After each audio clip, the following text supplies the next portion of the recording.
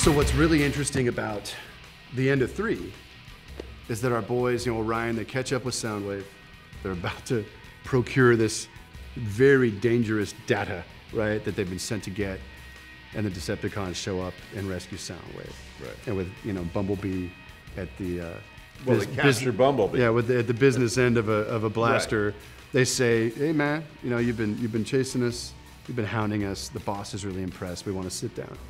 And thus 4 is our chapter where I think we knew very early we wanted to riff on like the De Niro Pacino heat scene, and just have these 2 mega level characters. This is the first time you're ever going to see Optimus and Megatron really sitting down in this world, and you're going to understand the kind of a world where it would make sense for Optimus and Megatron to sit down, because Optimus is, Orion, is realizing just how bad things really are. Megatron's this almost romanticized revolutionary, right? He's non-violent, and he's got this manifesto. He's broadcasting to the world that the government's corrupt. We need to stand up and fight. And Megatron starts as a guy with a great idea. What we know about the character over the arc of any iteration of the franchise is that he always innately succumbs to brutality, right? Not just that, but you can be a complete bad guy and psychopath and yet have a very good argument for doing what you're doing. Right. And Megatron is a very bad guy with a very good argument at this point. And what's interesting is that some years beyond just making the argument, he really has become this Bin Laden-like devil. The Decepticon threat, I imagine, in the intervening years has become so gnarly. The government has become so harsh in response to the rising Decepticon threat.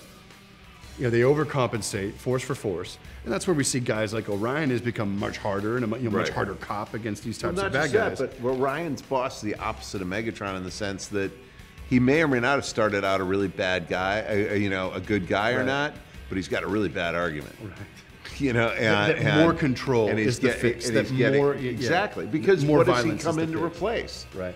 The last 2, primes have, gone down bad. Right. And, people following any continuity can understand the concept, but it's hard to get into your head that the Autobots weren't always good. Right. And when they had their moment of power, they got as corrupt as the next guy. That's why you need an Optimus Prime. The last time we see Orion, he's up in front of the Senate. He's saying, "Look, corruption's everywhere. This is not right. I'm taking the Autobot name back. I'm going to make it mean something. I'm going to make it mean something heroic." And he's that guy. And then he gets a big beat down. and then they rip his heart out. Yeah. What do? They rip his heart out and send him back to work. Get back and to the thing work, is, Sparky. He goes. Yeah. I mean, the really significant thing is he goes back to work. And why?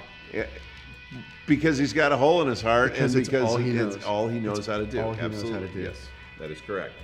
Tin Man has no heart. He's hollowed out. All he has is this sense of duty. But is he operating as a cop? Yeah. As a protector of innocent people? And this is innately what our spin on Autocracy is about. Is he drawing from a space of truly understanding the people and connecting with the people he's charged to protect? Is he working from a place of kind of deep love and connection? Or is he a heartless robot doing a job?